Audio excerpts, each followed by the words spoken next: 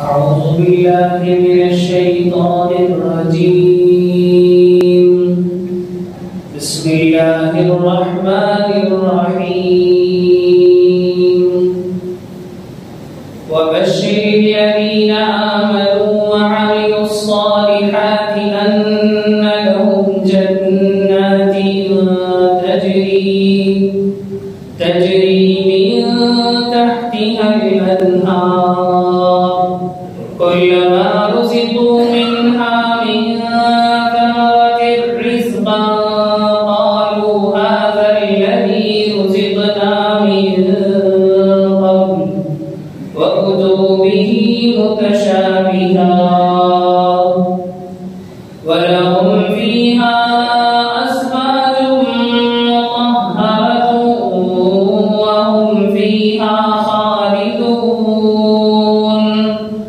إن الله لا يستحيي أن يضرب مثلا ما بعوضة فما فوقها فأما الذين آمنوا فيعلمون أنه الحق من ربهم وأما الذين كفروا فيقولون ماذا أراد الله بهذا مثلا يضل به كثيرا ويهدي به كثيرا وما يضل به إلا الفاسقين الذين ينقضون عهد الله من بعد ميثاقه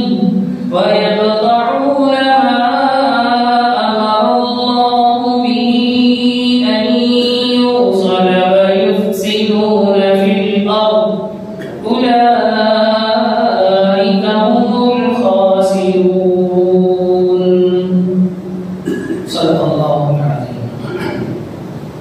إن الحمد لله نحمده ونستعينه ونستغفره ونؤمن به ونتوكل عليه ونعوذ بالله من شرور أنفسنا ومن سيئات أعمالنا من يهده الله فلا مضل له ومن يضلله فلا هادي له ونشهد أن لا إله إلا الله وحده لا شريك له ونشهد أن سيدنا وسندنا ومولانا محمدا عبده ورسوله أما بعد اللهم صل على سيدنا محمد وعلى آله وأصحابه وأتباعه أجمعين إلى يوم الدين اللهم صيبا نافعا اللهم صيبا نافعا اللهم صيبا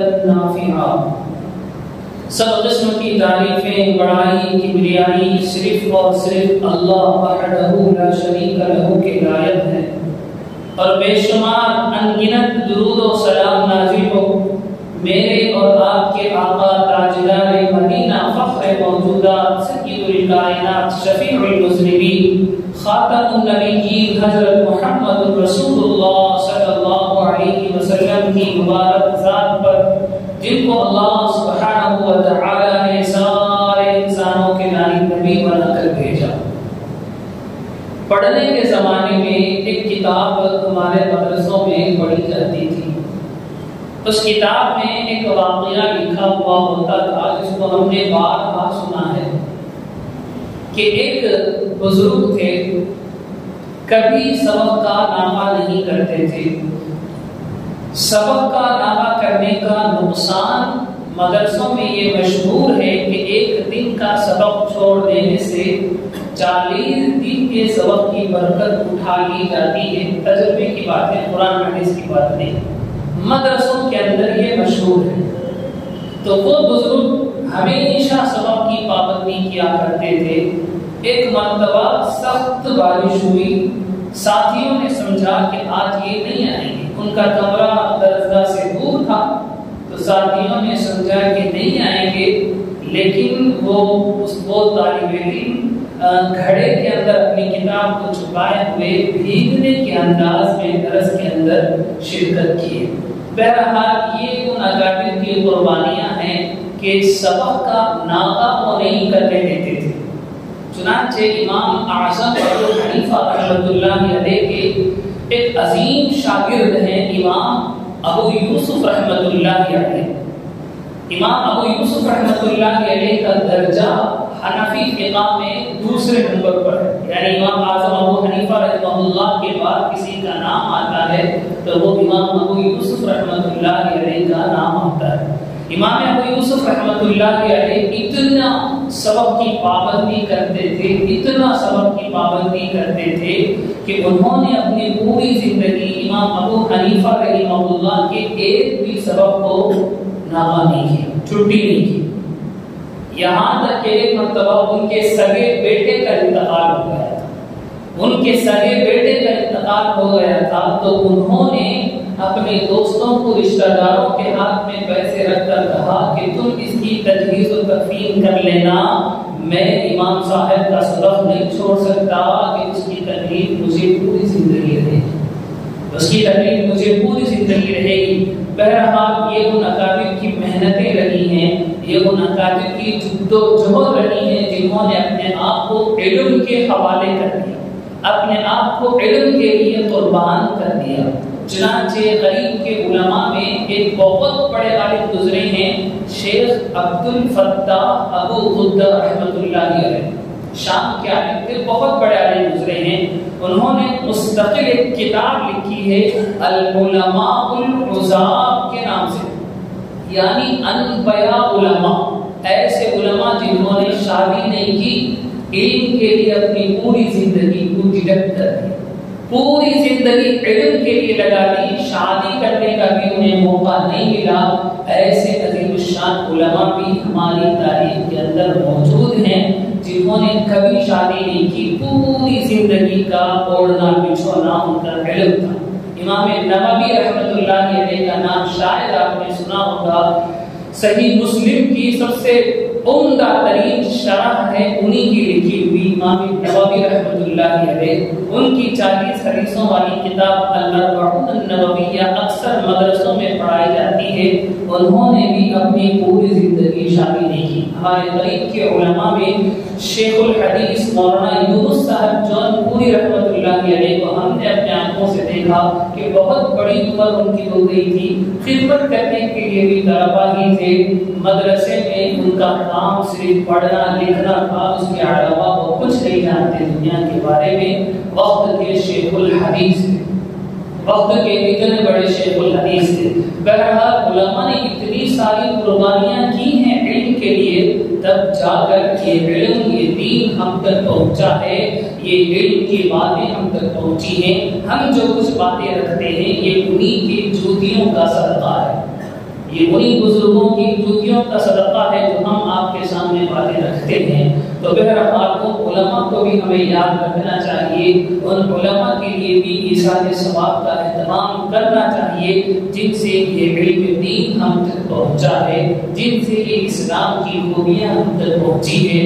ہم قرآن شریف کی تفسیر کر رہے ہیں تو یہ اپنے دل سے نہیں کر رہے، یہ انہی اکابر کی کتابوں سے اٹھائی ہوئی باتیں ہوتی ہیں جن کو ہم ان کا نام لیے بغیر آپ کے سامنے رکھ رہے ہیں۔ تو ہماری جو بھی باتیں ہیں اصل کریڈٹ انہی علماء کو جاتا ہے جنہوں نے اپنی پوری زندگیاں علم کے لیے کھپا دی، علم کے لیے ختم کر دی۔ دنیا میں ان کا نام نہیں تھا، دنیا میں انہیں شہرت نہیں ملی، دنیا میں انہیں لوگ ہٹو بچو کہہ کر ان کا راستہ نہیں کھولا کرتے، وہ سیدھے سادی زندگی گزار کر اس دنیا سے چلے گئے۔ لیکن علم کے لیے، قرآن کے لیے جو محنتیں انہوں نے کی ہیں اس کو ہم بھلا نہیں سکتے۔ بہرحال ایک بات اچانک ذہن میں آ گئی، بارش پڑ رہی تھی، اس حوالے سے یہ بات میرے ذہن میں آ گئی۔ آیت چل رہی تھی، آیت نمبر 25 نمبر آیت کی تفسیر ہم کر رہے تھے۔ اللہ رب العزت فرماتے ہیں بشارت دیجئے ان لوگوں کو جو ایمان لے آئے اور نیک اعمال کیے۔ کس بات کی بشارت، کس بات کی خوشخبری؟ ان لهم جنات تجری من تحتها الانہار، ان کے لیے باغات ہیں جن کے نیچے نہریں بہتی ہیں۔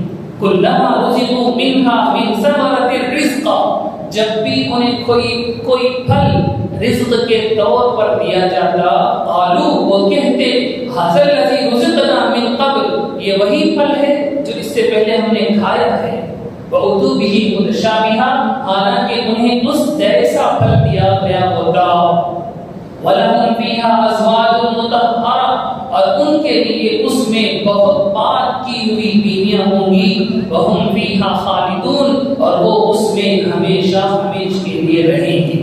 یہ آیت پچھلے آیت سے فرق کرتی ہے۔ پچھلی آیت میں بیان کیا گیا تھا کہ اگر تم لوگ اس قرآن کو اللہ کی کتاب ہونے میں شک کرتے ہو تو اس قرآن جیسا قرآن بنا کر لاؤ۔ اس آیت میں کہہ رہے ہیں کہ جو لوگ مان لیتے ہیں، جو لوگ اللہ کے قرآن ہونے کو ایکسپٹ کر لیتے ہیں، ان کے لیے خوشخبری سنائی جا رہی ہے۔ دو شرطیں ہیں، دو کنڈیشن ہیں۔ نمبر ایک، ایمان صحیح ہو، نمبر دو، اعمال صالحہ ہو۔ ایمان صحیح ہو، اعمال صالحہ ہو۔ ایمان صحیح ہونے کا مطلب یہ ہے کہ ایمان کے لیے جتنے عقیدے، جتنے کرائٹیریا، جتنے کنڈیشنز علماء نے بیان فرمائی ہیں ان کو فلفل کر رہا ہو، ان کو پورا کر رہا ہو، یہ مطلب ہے ایمان لانے کا۔ یعنی اللہ کے بارے میں کیا ایمان لانا چاہیے ان سب کو مانے، ان سب پر ایمان لائے۔ رسول اللہ صلی اللہ علیہ وسلم کے بارے میں کیا ماننا چاہیے ان سب کو مانے۔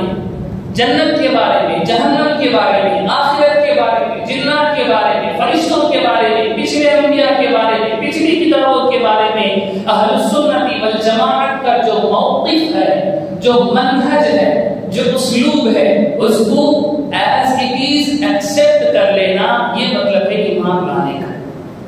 اہل السنت والجماعت کے حوالے سے آج ہی میں نے ایک لمبی ویڈیو ریکارڈ کرائی ہے جس میں میں نے بہت تفصیل کے ساتھ اس مسئلے کو سمجھایا ہے کہ اہل السنت والجماعت کون ہے، ان کی حقیقت کیا ہے، کس کو اہل السنت والجماعت کہیں گے۔ اس سب کی تفصیلات میں نے اس ویڈیو میں بیان کی ہے، آپ حضرات اس کو سن سکتے ہیں۔ بہرحال اعمال صالحہ سے مراد کیا ہے؟ اعمال صالحہ سے مراد یہ ہے کہ رسول اللہ صلی اللہ علیہ وسلم نے جس طرح عمل کر کے دکھلایا اسی طرح اپنی زندگی میں عمل کرنے کی کوشش کرنا۔ جن باتوں سے رسول اللہ صلی اللہ علیہ وسلم نے منع فرمایا ان سے رکنا، یہ ہے عمل صالح۔ تو دو کنڈیشن ہے، ایک ایمان لانا جیسے اہل السنت والجماعت ایمان لائے ہیں، نمبر دو نیک اعمال کرنا جیسے رسول اللہ صلی اللہ علیہ وسلم نے کر کے دکھلائے ہیں، تو ان کے لیے بشارت ہے، ان کے لیے خوشخبری ہے۔ اب کیا خوشخبری ہے اس کو اگلے ٹکڑے میں اللہ رب العزت بیان فرماتے ہیں۔ ایک بات سن لیں، ایک ہوتا ہے فعل اور ایک ہوتا ہے عمل۔ ایک ہوتا ہے فعل، فعل کے معنی بھی کام کرنے کے ہیں، عمل کے معنی بھی کام کرنے کے ہیں، لیکن ان دونوں میں فرق ہے۔ آپ نے سنا ہوگا نیک اعمال کرنا، آپ نے یہ نہیں سنا ہوگا کہ نیک افعال کرنا۔ جب بھی کہیں گے تو کہا جائے گا نیک عمل کرنا چاہیے، نیک فعل کے بارے میں کوئی بات نہیں ہوگی۔ فعل اور عمل میں فرق یہ ہے کہ عمل کے اندر ایک حساب سے مشقت ہوتی ہے، تکلیف ہوتی ہے۔ نیک اعمال جتنے بھی ہیں آپ ان کو اٹھا کر جائزہ لیں، ان کو انالیسس کر کے دیکھیں، ان کے اندر تکلیف ضرور ہوگی کسی نہ کسی حد میں۔ نماز پڑھنا ہے، اس کے اندر کسی نہ کسی درجے میں انسان کو تکلیف رکھی گئی ہے اللہ کی طرف سے۔ روزہ رکھنا ہے، اس کے اندر تکلیف ہے۔ زکات دینا ہے، تکلیف ہے کہ میرے کمائی سے میں اتنا بڑا اماؤنٹ نکال کر اللہ کے راستے میں دے رہا ہوں، ایک حساب سے تکلیف۔ حج کرنا ہے، تکلیف ہے کہ اتنے سارے روپیے لگانا پڑے گا اور اتنے ساری محنت کرنی پڑے گی، صفا و مروہ میں بھاگنا ہے، دوڑنا ہے، طواف کرنے ہیں، عرفات میں جانا ہے، مزدلفہ میں جانا ہے، مینا میں پتھر برسانے ہیں، یہ ساری تکلیفات ہوں گی۔ تو جتنے بھی اعمال ہیں ان سب میں تکلیف ہے، اور یہ صرف پازیٹیو نہیں، نیگیٹو میں دیکھیں، گناہ کو چھوڑنے میں بھی تکلیف ہے، جھوٹ بولنے کا موقع ہے، اندر سے من کرتا ہے کہ جھوٹ بول دوں اس موقع پر بچ جاؤں گا ورنہ میرے گریبان پکڑ لے گا، لیکن یہ اس وقت بھی جھوٹ نہیں بولتا، سچ بول کر اپنے گریبان کو پکڑا لیتا ہے۔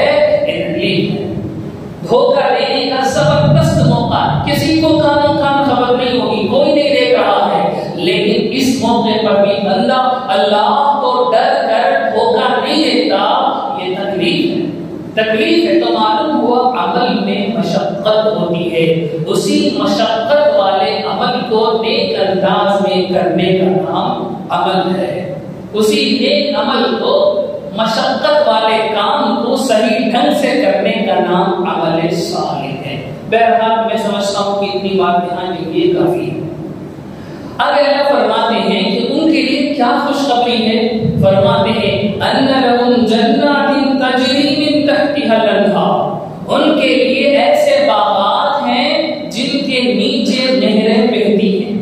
جنات، جنتن کہتے ہیں باغ کو، اصل میں یہ لفظ نکلا ہے جنت سے، جنت کے معنی چھپی ہوئی چیز، چھپی ہوئی چیز، اسی لیے جنین کہتے ہیں، ماں کے پیٹ میں جو بچہ ہوتا ہے اسے عربی میں جنین کہتے ہیں کیونکہ وہ چھپا ہوا ہوتا ہے، اسی لیے باغ کو جنت کہتے ہیں کیونکہ اس میں ہریالی زمین کو چھپائے ہوئے ہوتی ہے۔ باغ کے اندر ہریالی، گھاس، بوٹے، پودے، یہ سب زمین کو چھپائے ہوئے ہوتے ہیں، اس لیے باغ کو جنت کہتے ہیں۔ بہرحال ایسی جنتیں ہیں جن میں نہریں بہتی ہیں۔ کون سی نہریں؟ کئی ساری نہریں ہیں، پانی کی نہر ہوگی، شہد کی نہر ہوگی، شرابن طہورہ کی نہر ہوگی، اور قسم قسم کے اشیاء کی نہریں ہوگی، وہاں وہ ملے گا جو اللہ نے چاہا۔ اس کی تفصیلات میں نے گزشتہ تفسیر میں کر دی ہے۔ اور وہاں انہیں پھل دیا جائے گا۔ کیسا پھل دیا جائے گا؟ اللہ فرماتے ہیں کہ وہ ایسا لگے گا جیسا انہوں نے اس سے پہلے استعمال کیا ہے، انہوں نے اس سے پہلے استعمال کیا ہے، یعنی یہاں آم کھایا ہے تو وہاں اس جیسا آم ملے گا، لیکن مزہ دونوں کا زمین و آسمان کا فرق ہوگا، مزے۔ یہ بعض علماء نے کہا کہ انہیں ایسا پھل دیا جائے گا کہ جو نیک اعمال انہوں نے یہاں کیے ہیں، ان نیک اعمال کا مزہ ان پھلوں میں وہ فیل کریں گے۔ اللہ کی بارگاہ میں سجدہ کرنے کا جو لطف ہے، وہ لطف وہ وہاں کے آم اور امرود میں محسوس کریں گے۔ آقا علیہ السلام پر درود بھیجنے کا جو مزہ ہے، وہ مزہ وہاں انگوروں میں وہ لوگ محسوس کریں گے۔ تو یہ ایک مطلب اس کا ہوگا۔ اللہ فرماتے ہیں وَلَهُمْ فِيهَا أَزْوَاجٌ مُطَهَّرَةٌ، اور ان کے لیے وہاں پاک باز بیویاں ہوں گی۔ یہ بڑا انٹرسٹنگ ٹاپک ہے، پاک باز بیویاں ہوں گی۔ یہ مردوں کے لیے بڑا انٹرسٹنگ ٹاپک ہے کہ اللہ رب العزت وہاں ڈھیر ساری بیویاں عطا فرمائیں گے، ڈھیر ساری بیویاں وہاں اس کے خدمت کے لیے موجود ہوں گی، وہ اس سے جس طرح چاہے لطف اندوز ہو سکتا ہے، وہاں کوئی روک ٹوک نہیں ہوگی۔ اور دنیا کی بیوی کیا ہوگی؟ دنیا کی بیوی وہاں حوروں کی سردار بنا کر پیش کی جائے گی، اور اس کی خوبصورتی ویسی نہیں ہوگی جیسی دنیا میں ہے، اس کی خوبصورتی وہاں اتنی بڑھ جائے گی کہ حوروں سے زیادہ اس کو اللہ رب العزت خوبصورت بنائیں گے۔ تو مردوں کے لیے حوریں وہاں ملیں گی۔ اب کامن سوال ہے، بہت سارے لوگوں کے ذہنوں میں یہ سوال پیدا ہوتا رہتا ہے کہ مردوں کے لیے حور ملے گی تو عورتوں کے لیے کیا ملے گا؟ مردوں کے لیے جنت میں حور ملے گی تو عورتوں کے لیے کیا ملے گی؟ علماء نے لکھا ہے کہ اگر اس کا شوہر بھی جنتی ہے تو وہ اس کی بیوی بن جائے گی، اس کا شوہر بھی جنتی ہے وہ اس کی بیوی بن جائے گی، اور اگر اس کا شوہر نہیں ہے تو اللہ رب العزت جنت میں جن مردوں کی بیویاں نہیں ہوں گی ان کے ساتھ ان کا نکاح کرا دیں گے، ان کے ساتھ ان کا نکاح کرا دیں گے۔ اور اگر کوئی بھی مرد وہاں موجود نہیں ہے تو اللہ رب العزت اسے اختیار دیں گے کہ تو جس سے چاہے اس سے نکاح کر لے۔ اچھا، کسی کی تین چار بیویاں ہیں تو اس کا نکاح کس سے ہوگا؟ کسی کی دنیا میں 4 بیویاں ہیں، 3 بیویاں ہیں، تو ان بیویوں کا شوہر وہاں کون ہوگا؟ اس کے بارے میں قرآن و حدیث کے اندر کوئی صحیح بات موجود نہیں ہے، سے چند نکات اس کے اندر نکالے ہیں۔ بعض علماء نے کہا کہ ان شوہروں میں، مثال کے طور پر ایک بیوی ہے، اس کے کئی سارے شوہر ہیں، یعنی ایک شوہر سے اس نے نکاح کیا، اس کا انتقال ہو گیا تو اس کے شوہر سے اس نے نکاح کر لیا، یا ایک شوہر نے اسے طلاق دے دیا، دوسرے شوہر نے اسے نکاح کر لیا، اس طرح سے 3-4 شوہر اس کے ہو گئے ہیں، تو یہ بیوی کس کے پاس جائے گی؟ علماء نے اس سلسلے میں مختلف باتیں لکھی ہیں۔ بعض علماء نے کہا کہ اسی بیوی کو اختیار دیا جائے گا کہ تو ان شوہروں میں سے جسے چاہے تو چوز کر لے۔ بعض علماء نے کہا کہ وہ آخری شوہر جس کے پاس رہ کر اس کی موت آئی ہے اس کی وہ بیوی بنے گی۔ بعض علماء نے کہا کہ ان شوہروں میں جس شوہر نے اس کے ساتھ اچھے اخلاق کا برتاؤ کیا، دنیا میں اچھے اخلاق کے ساتھ اس کے ساتھ رہا، اس کو بیوی ملے گی۔ اور اگر کوئی عورت کنواری ہے، یعنی شادی اس نے نہیں کی ہے، یا اس نے شادی کی ہے لیکن اس کا شوہر جہنم میں چلا گیا ہے، تو پھر اس کے لیے کیا ملے گا؟ تو علماء نے لکھا ہے کہ جنت کے مردوں میں اسے اختیار دیا جائے گا کہ جس سے چاہے یہ نکاح کر لے، اور اگر اسے کوئی بھی مرد وہاں کا پسند نہیں آیا تو اللہ رب العزت جنت میں اس کے لیے مرد ایک نیا پیدا کریں گے اور اس کے ساتھ اس کا نکاح ہوگا۔ بہرحال یہ باتیں ہیں جو کہ انٹرسٹنگ باتیں ہیں، لوگوں کو اس کے سننے میں مزہ آتا ہے، اس لیے میں نے اس کو آپ کے سامنے بڑی تفصیل سے بیان کر دیا۔ اب اگلی آیت اللہ فرماتے ہیں ان اللہ لا یستحیی ان یضرب مثلا ما بعوضۃ فما فوقها، بے شک اللہ اس بات سے نہیں شرماتا کہ وہ کسی بات کو واضح کرنے کے لیے کوئی مثال دے۔ فاما الذین آمنوا فیعلمون انہ الحق من ربهم مثلا ما بعوضۃ فما فوقها، چاہے وہ مچھر جیسی معمولی چیز کیوں نہ ہو۔ بجلی جب گرجتی ہے تو حدیث پاک میں اس کے لیے دعا وارد ہے۔ آقا علیہ الصلوۃ والسلام نے سکھلایا اللهم لا تقتلنا بغضبك ولا تهلكنا بعذابك وعافنا قبل ذلك۔ یہ دعا پڑھنی چاہیے بجلی کے گرجنے کے وقت نبی پاک صلی اللہ علیہ وسلم اس دعا کو پڑھا کرتے تھے، مصنون دعاؤں میں سے۔ فَأَمَّا الَّذِينَ آمَنُوا فَيَعْلَمُونَ أَنَّهُ الْحَقُّ مِنْ رَبِّهِمْ، اور جو لوگ مومن ہیں وہ خوب جانتے ہیں کہ یہ مثال ایک حق ہے جو ان کے پروردگار کی طرف سے آئی ہے۔ وَأَمَّا الَّذِينَ كَفَرُوا فَيَقُولُونَ مَاذَا أَرَادَ اللَّهُ بِهَذَا مَثَلًا، البتہ جو لوگ کافر ہیں وہ یہی کہتے ہیں کہ بھلا اس حقیر مثال سے اللہ کا کیا مطلب ہے؟ يُضِلُّ بِهِ کثیرا ویہدی بہ کثیرا، اسی طرح اللہ اس مثال سے بہت سے لوگوں کو گمراہی میں مبتلا کرتے ہیں اور بہت سے لوگوں کو ہدایت دیتے ہیں۔ وما یضل بہ الا الفاسقین، اور وہ گمراہ نہیں کرتے ہیں سوائے ان لوگوں کے جو نافرمان ہیں۔ یہ آیت میں دوسرا ٹاپک شروع ہو رہا ہے۔ اس سے پہلی آیت میں آپ نے سنا ہوگا کہ اللہ رب العزت نے چیلنج فرمایا تھا کہ تم لوگوں کے اندر دم خم ہے، تمہارے اندر جو کچھ طاقت ہے تم اپنے شیاطینوں کو، جنات کو، اپنے دوستوں کو، یاروں کو، سب کو اکٹھا کر لو، اس جیسا کلام پاک بنا کر پیش کرو۔ تو اللہ رب العزت اس آیت میں فرماتے ہیں کہ یہ لوگ اس چیلنج کو ایکسپٹ نہیں کر پائے، اس چیلنج کو قبول نہیں کیا، ڈائریکٹ کھڑ کر اس چیلنج کا مقابلہ نہیں کیا، بلکہ الٹے انداز میں اللہ رب العزت کے کلام پر اعتراض کرنا شروع کر دیا۔ اللہ رب العزت کسی بات کو سمجھاتے ہوئے مچھر کی مثال دیتے ہیں، مکھی کی مثال دیتے ہیں، چیونٹی کی مثال دیتے ہیں، مکڑی کی مثال دیتے ہیں، تو یہ لوگ کہتے ہیں کہ یہ اللہ کی کیا بات ہو گئی، اللہ کی بڑی ذات اتنی ہے اور یہ حقیق سے پیڑ کو کیا ذکر کر رہے ہیں۔ اللہ کی ذات اتنی ورا ہے، اتنی عالیشان ہے، اور وہ ان حقیر سے کیڑے مکوڑوں کی باتیں کر کر اپنے کلام کا وزن کیوں گھٹاتی ہیں؟ یہ اعتراض انہوں نے شروع کر دیا، یعنی چیلنج کو ایکسپٹ کرنے کی ہمت نہیں، اللہ کے اس چیلنج کو وہ لوگوں نے قبول نہیں کیا، الٹا اعتراض کرنا شروع کر دیا۔ اللہ فرماتے ہیں کہ اللہ رب العزت کو اس سے کوئی فرق نہیں پڑتا کہ وہ کیا مثالیں دے رہے ہیں۔ اللہ رب العزت بیان کرنے کے لیے مچھر کیا، مچھر سے بھی ذلیل کیڑے مکوڑے کی مثال اللہ دے سکتے ہیں، یہ اللہ رب العزت نے سمجھایا۔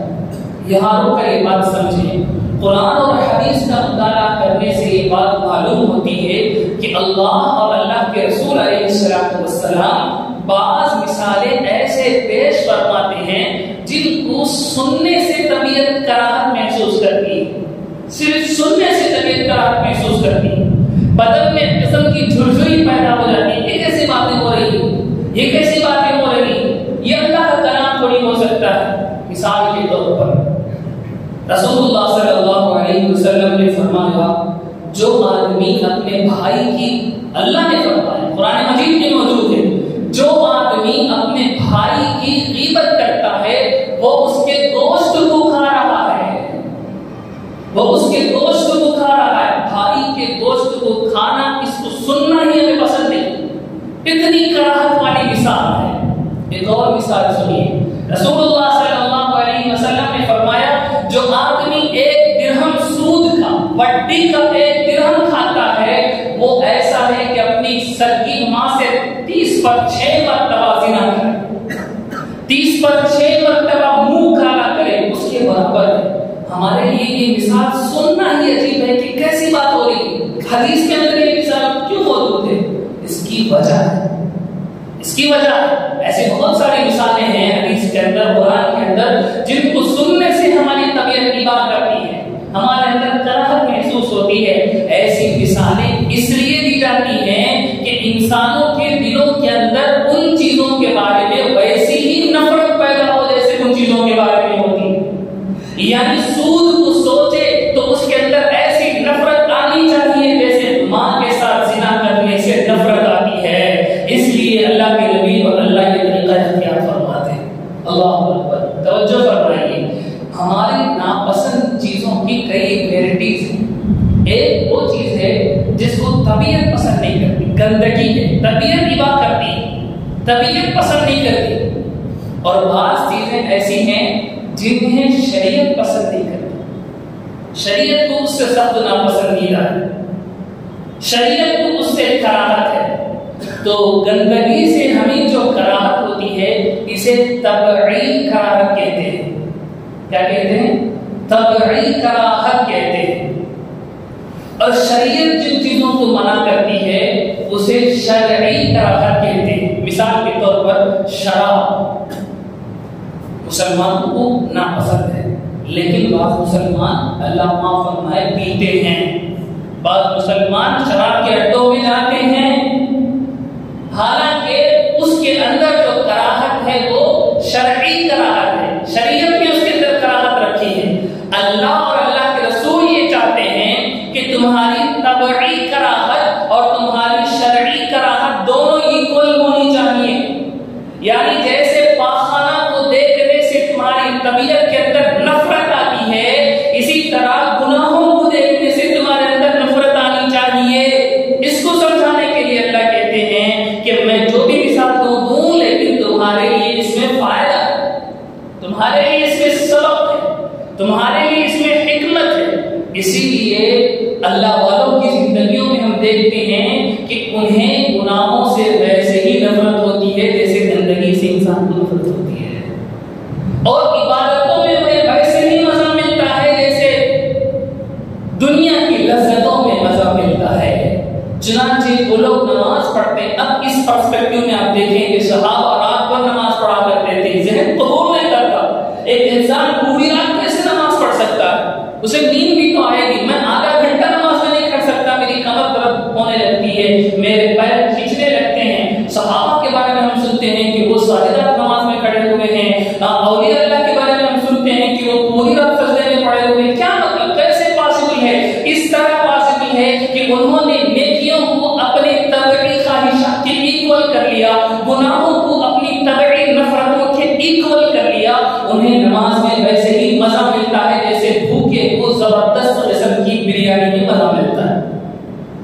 اب سنیں، اب بات سمجھ میں آئے گی کہ وہ لوگ کیسے عبادت کرتے تھے، صحابہ کیسے قرآن پڑھ لیتے۔ ایک صفحہ پڑھنا ہمارے لیے اتنا مشکل ہے، اس کو کمپیئر کیجئے، موبائل میں 6 گھنٹے لگانے میں تکلیف نہیں ہوتی، پاؤ پارا پڑھنے میں ہمیں تکلیف ہوتی ہے۔ ریزن یہ ہے کہ موبائل میں ہماری طبعی محبت ہے، قرآن سے ہماری طبعی محبت نہیں ہے، اس لیے اس میں تکلیف ہے، اس میں مزہ ہے۔ معلوم ہی نہیں ہوتا کہ کتنے گھنٹے نکل گئے، معلوم ہی نہیں ہوتا کہ کتنے گھنٹے نکل گئے۔ اسٹڈیز بتاتی ہیں کہ ایوریج انڈین 6 گھنٹے اسمارٹ فون پر خرچ کرتا ہے، ایوریج انڈین۔ اب تو نوجوان لڑکے، نوجوان لوٹے تو پتہ نہیں کتنے گھنٹے کتنے گھنٹے اس میں لگا رہتے ہیں۔ رات کو کھانے کے بعد موبائل یا فجر کی اذان پر رکھ کر سوتا ہے۔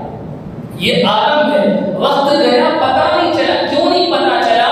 اس کے اندر اسے طبعی محبت پیدا کر دی گئی۔ اسی کو کہیں کہ تو بک اٹھا کر دے، 10th کی کلاس ہے، بک اٹھا کر چیپٹر 1 چیپٹر ختم کر لے، اس کے لیے بھاری ہوگا، کیونکہ اس کے اندر اسے طبعی محبت نہیں ہے۔ تو یہ وہ راز ہے جو اولیاء اللہ کی زندگی میں ہمیں ملتا ہے کہ انہوں نے دین کو بھی اپنی ضرورت بنا لیا، سانس لینے کی طرح انہیں عبادت کرنے میں مزہ آیا۔ اب کیا کیجئے کہ اللہ والے ایک لمحے کے لیے بھی ان کا دل اللہ سے غافل نہیں ہوتا، جو کہتے ہیں وہ کیسے پاسبل، اسی طرح پاسبل۔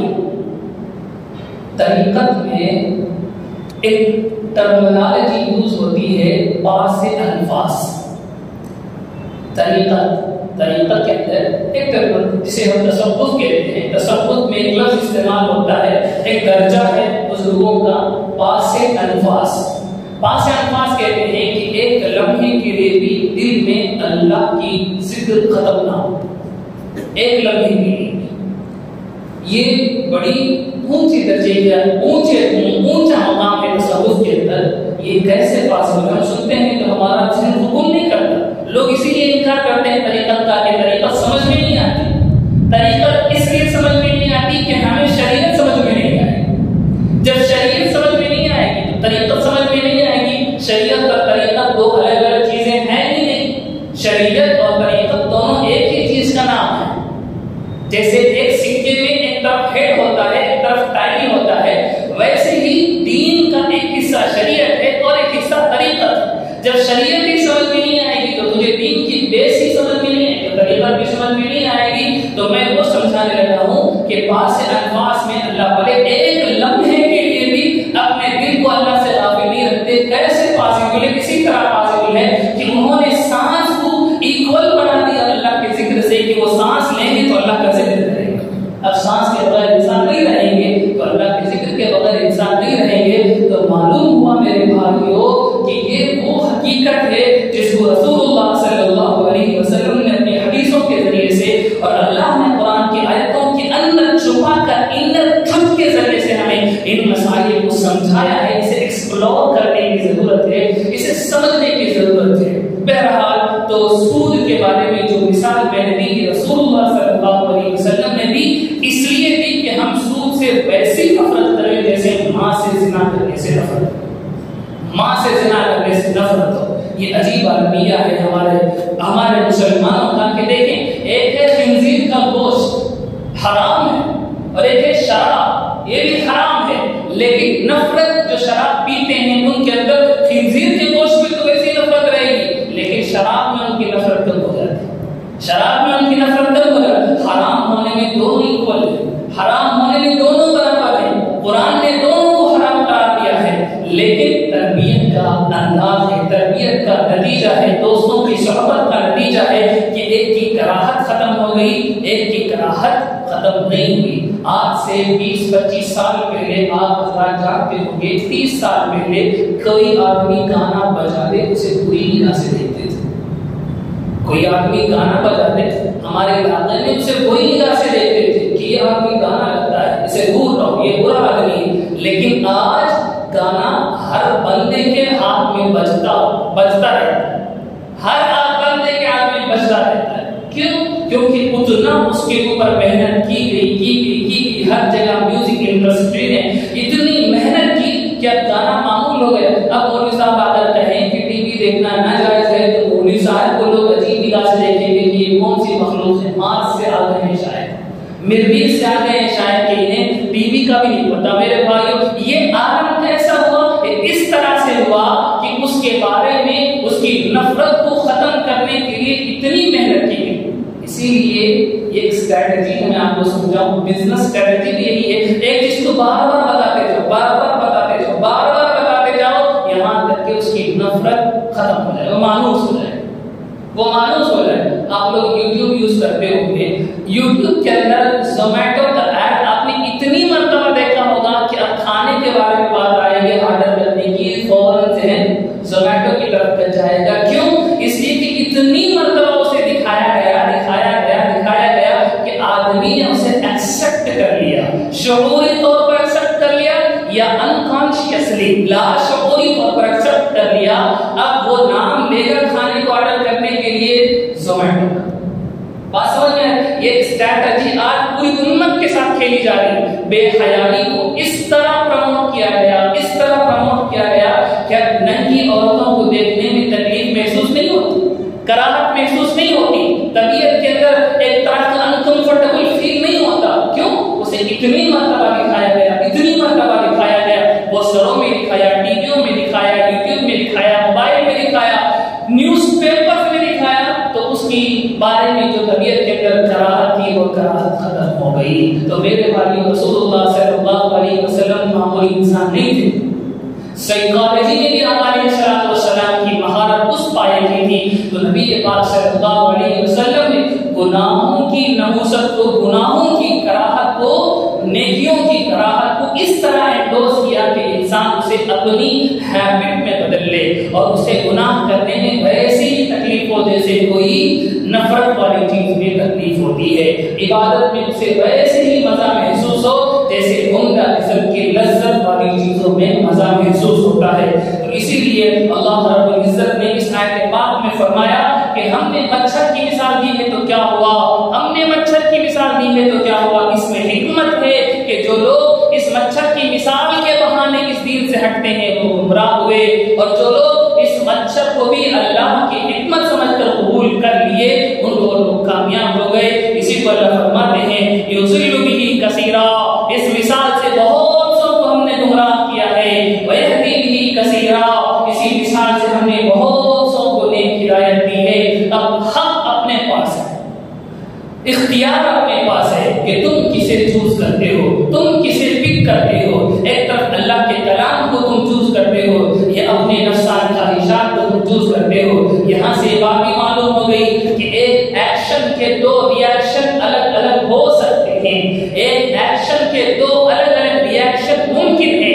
ایک ہی قرآن ہے لیکن اس کا اثر نیک لوگوں پر اچھا ہوتا ہے، ہدایت ملتی ہے، اسی قرآن کا اثر برے لوگوں کو گمراہ کرتا ہے، برے لوگوں کو برباد کرتا ہے۔ کتنے لوگ ہیں جن لوگوں نے قرآن کو پڑھا اور اپنے راستے کو درست کر لیا، کتنے لوگ ہیں جنہوں نے قرآن کو پڑھ کر الٹا دین سے دور ہو گئے۔ یہ انسان کی اپنے اختیار میں ہے، یہ انسان کی اپنے طاقت کے اندر اللہ رب العزت نے رکھا ہے۔ تو اس آیت کریمہ کی تقریباً تفسیر ہم نے مکمل کر لی ہے۔ اگلی آیتوں پر انشاءاللہ العزیز اگلے نشستوں میں ہم گفتگو کریں گے۔